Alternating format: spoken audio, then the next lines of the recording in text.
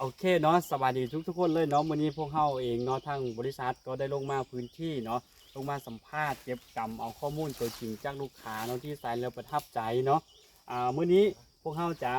ให้ลูกค้าเพิ่นเนาะมากรีดยางให้เบิ่งเลยเนาะตอนนี้เวลาก็12 โมงกว่าๆแล้วเลยเวลากรีดมาแต่ว่าวันนี้จะทดสอบเบิ่งเนาะว่าสินค้าเฮามันดีจริงบ่เนาะเดี๋ยวให้ทั้งไอ้ได้แนะนำตัวเนาะว่าเป็นไผ ซื้อหยังอยู่บ้านใดเนาะแล้วใส่กินข้ามเฮามาจากกล้องมาจากสุดแล้วเปิ้นเลยนาย เจ้าเฮาก็ซื้อใส่โก้เนาะอยู่บ้านเมืองท่าบ้านเขียวหรือคำไซได้มายางตะเก้าก็ออกบดีปานใดเนาะกรีดกันยากเปลือกกับบนิ่มเนาะตะเก้าก่อนใส่บ้านหลังใส่ยาพวกเจ้าปุ๋ยพวกเจ้าแล้วมันกรีดเปลือกกันนิ่มดีกรีดง่ายยางก็ไหลดีเจ้าออกมาตะเก้าใส่แต่ปูน้อยปูดำเนาะจนได้บ้านได้มาใส่ยาพวกเจ้าแล้วจนได้ป้ากระตุกใส่ ตอนนี้คือเปลี่ยนเนาะเปลี่ยนเอากับตุกมาใส่เลยเนาะ งานเปลี่ยนกระตุกถ่ายสีมาใส่เลยจ้ะ มันล้นเนาะ ถือว่าเป็นจุดที่ภูมิใจ เนี่ย จุดหนึ่งเนาะ จะเป็นจุดที่ภูมิใจจุดหนึงของสินค้าพวกเจ้าจะ มีแต่ต้นเดียวนี่บ่ที่ใส่กระตุก หลายต้นเจ้ามันมีหลายต้นต้นตุกใหญ่ตุกน้อยมีหมดเลยเจ้า เดี๋ยวพวกเขาค่อยไปเบิ่ง อ่ะเดี๋ยวต่อไปเดี๋ยวเสิร์ชให้ลองกรีดเบิ่งเนาะว่าน้ำยางมันสิไหลบ่ เดี๋ยว 12 โมงเด้อนี่ 12 โมงเนาะ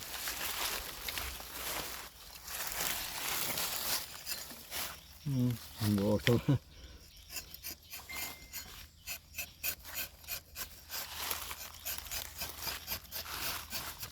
อันนี้ฝนห้ามเมื่อคืนเนี่ยอันนี้ อืม โอ้กรีดปุ๊บไหลปั๊บเลยนี่ๆๆโอ้ เบิ่งเอานี่ โอ้คักอีหลีน้ำยางก็งามเนาะขาว แม่น้ำยางขาวงาม ปกติจักเม็ดเต็มกระตุกนี่ 6 มีก็เต็มแล้วเจ้าปกติมันถึกตอนนี้มันก็ช่วงแรกเนี่ยเนาะมันก็บ่คักปานใดหั่นน่ะ มันก็ออกดีอยู่ออกสมที่ตามฤดูมาแหละถ้าช่วงฝนแล้วมันออกดี อืม ฝัน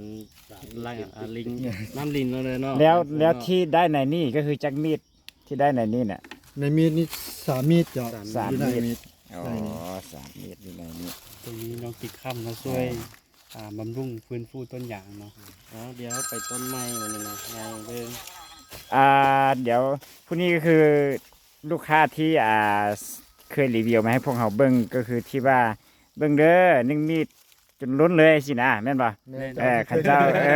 มีดจนล้นโป๊ะเลย ก็คือพวกเขามาสัมภาษณ์ตัวจริงเนาะก็คือก่อนหน้านี้แม่นทางลูกค้าเพิ่นส่งมาให้พวกเขาฉะนั้นพวกเขาก็เลยลงมาหาส่วนของลูกค้าเลย ก็คือคนจริงเสียงจริงเด้อผู้นี้เด้อ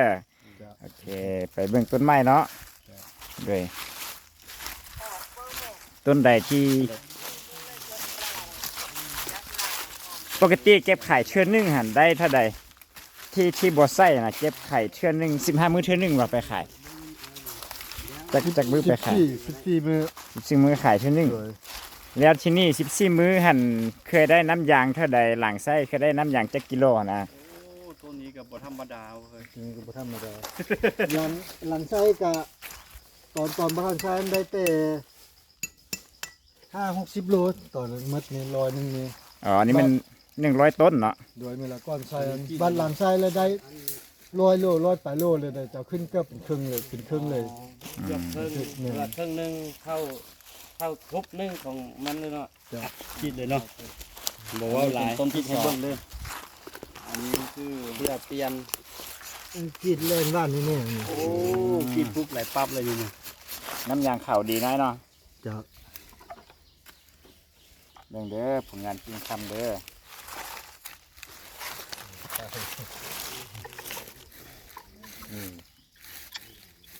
ขนาด12 โมงก็ยังปุ๊บแบบนี้เด้อขั้นตอนเช้ามันไหลปานน้ำลินแล้วเด้อเนาะ จ้ะนี่แหละ หลายคนที่เขาเจ้าคิดว่าถ้าไหลปานน้ำลินเนี่ยต้นยางมีโอกาสตายหน้าไปก็เก้าในความคิดของไอ้ไหนคิดอย่างไรสำหรับปุ๋ยของเฮาเนี่ย มันก็ออกหลายครั้งคือว่าเป็นธรรมดานะครับมันได้ผลดีมันออกก็คือว่าได้ผลดีแล้วมันบ่ตายหน้าเจ้ามันถือว่ามันบำรุงได้ดี ขออนุญาตถามในภาพนาเคยใส่ยาเร่งบ่ แต่ก็เคยใช้เจ้า แล้วต้นยางมีอาการจังใดหลังที่เราใส่ยาเร่งไปประมาณจักเดือนหรือว่าจักปีแล้วมันต้นยางมี ผลข้างเคียงจังใดสินะ โอ้ตอนใส่ยาเร่งนั้นมันก็ต้นยางมันก็ซุกโซ่มาแล้วมันก็เปลือกก็นิก็แข็งก็เหนียวเปลือกมันก็ อ๋อ หน้ายางก็ตายหลายเนาะ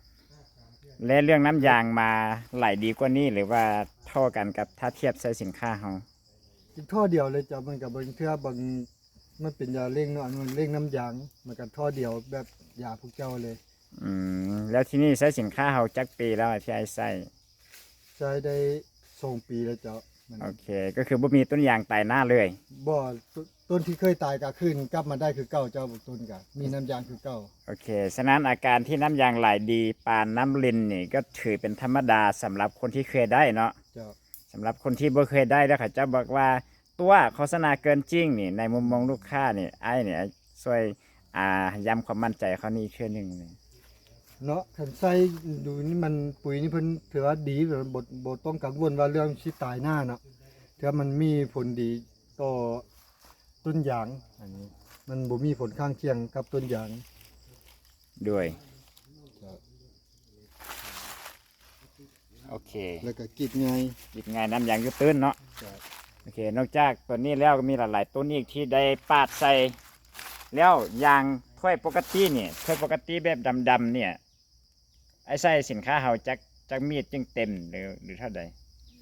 แบบนี้ เพิ่นดำนี่ก็ เพิ่นดำ 4 เมตร อันนี้นะ 3 เมตร3 เมตรได้เต็มนี่ตัวนี้ก็3 เมตร4 เมตรเหมือนกัน อืมมีต้นที่มีดหนึงเต็มเลยบ่มีบ่ มีต้นอยู่คน อ๋อ โอ้มีอยู่คนก็มีต้นหนึงมีเดียวเต็มโป้เลยมีเดียว อ๋อขึ้นกับบางดินบางตอนเนาะ เดี๋ยว ขึ้นกับดินบางส่วนแล้วก็บางต้นยางน้ำบ่แม่นว่าทุกต้นจะได้มีดและถ้วยเสมอไปเนาะ แมนมันเป็นบางความสมบูรณ์ของต้นยางจ้ะ โอเค เนี่ยที่เคยรีวิวให้พวกเจ้าเบิ่งว่าล้นโป๊ะนี่ต้นนี้นำ ต้นนี้ต้นใดอีก ต้นนี้ สามออสต้นนี้ ต้นนั้น นี้ เจ้า ต้นนี้นำบ่ แมน อ๋อที่ว่าล้นเลยฮะเนาะ แมน อืม เป็นไงว่าหลายต้นนี่แถวพุ่นแม่นหมดเลยแถวพุ่นนี่ อ๋อ ที่เคยรีวิวให้เจ้าเบิ่งอันล้นโป๊ะอันแค่ดินจนขาวมันล้นออกมา โอเคก้อนไส้น้ำยางขาวขนาดนี้บ่ น้ำยางจะออกสีเหลืองๆครับ มันสีเหลืองๆแต่หลังไส้ มันน้ำยางจะสีขาวงามยางก็แน่นดีอีกมีน้ำหนักดี โอเคก้อนไส้ ก่อ แต่ น ขาย ใส่ เทื่อหนึงได้40กิโลแม่นบ่ แม่น สุบาคนนี้เทื่อหนึงได้จักกิโล ก่อนใส่อันไปขายอันได้แต่50 โล50 โลบ้านหลังใส่ได้เป็นร้อยเลยจะเอาขึ้นเป็นครึ่งเลย จำนวนต้นยาง100 ต้นบ่ โดยยางร้อยต้นซ้ำเดียว โอเค ขึ้นเป็นครึ่งเลยตัวใส่ โอเค